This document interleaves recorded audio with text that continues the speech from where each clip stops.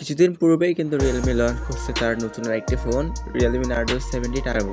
এই ফোনটার বিশেষ ব্যবহার হচ্ছে তার প্রসেসর। এই ফোনটার প্রসেসর তো ভালো, কিন্তু বাকি বিষয়গুলো ঠিক আছে। তো আজকের আমরা এই ছোট্ট ভিডিওতে জানবো যে এই ফোনটা আসলেই ভালো হবে নাকি হবে না।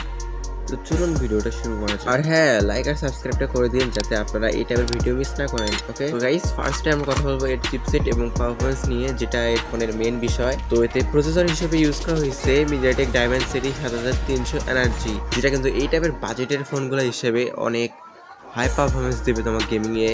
এবং এতে সিপিইউ এবং জিপিইউ ইউজ করা হয়েছে।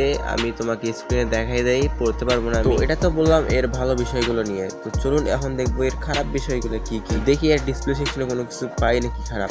তো এই ফোনটার ডিসপ্লে টাইপ হচ্ছে OLED, এটাতে রিফ্রেশ রেট থাকবে 120 হার্টজ এবং এই ফোনটার ডিসপ্লে সাইজ হচ্ছে 6.67 এবং এটার ক্যামেরার কথা বলতে গেলে এটার ক্যামেরার দিকে আমার মতে সবচেয়ে খারাপ করছে, কারণ এত দাম ফোন হিসেবে ক্যামেরাটা আরেকটু বেটার দিলেও পারতো।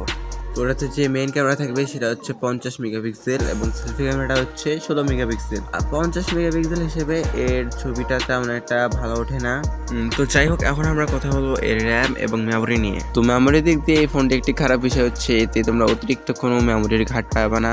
আর র্যাম বা রম হিসেবে তোমরা এই ফোনটা দুইটা ভেরিয়েন্টে পাবা, একটা হচ্ছে 12 256 আর একটা হচ্ছে 14 256। তো 256 জিবি থাকলে আমার মনে হয় না আলাদা করে কোনো মেমোরি কার্ড লাগে। তো গাইস, বর্তমান সময় এটার প্রাইস হচ্ছে, তোমরা এটা মার্কেটে পাবা আনঅফিসিয়াল ভাবে 29,000 টাকা। তোমরা যদি কেউ গেমিং এর জন্য ফোন কিনতে চাও লাইক আরো যে সেটের মতো, তো তোমরা এটা কিনতে পারো। আর যদি ভাবো যে আমার একটু ক্যামেরাটাও লাগবে, তো আমার মনে হয় না এটা তোমার জন্য বেস্ট অপশন হবে। তো দেখো, এখন তোমার উপর নির্ভর করবে তুমি কিনবে না কিনবে না। তো ভিডিওটা কেমন লাগলো অবশ্যই জানাই দিও, ভালো লাগলে লাইক করিও। দেখা হবে পরে একটা কোনো ভিডিওতে। ততক্ষণ বাই বাই।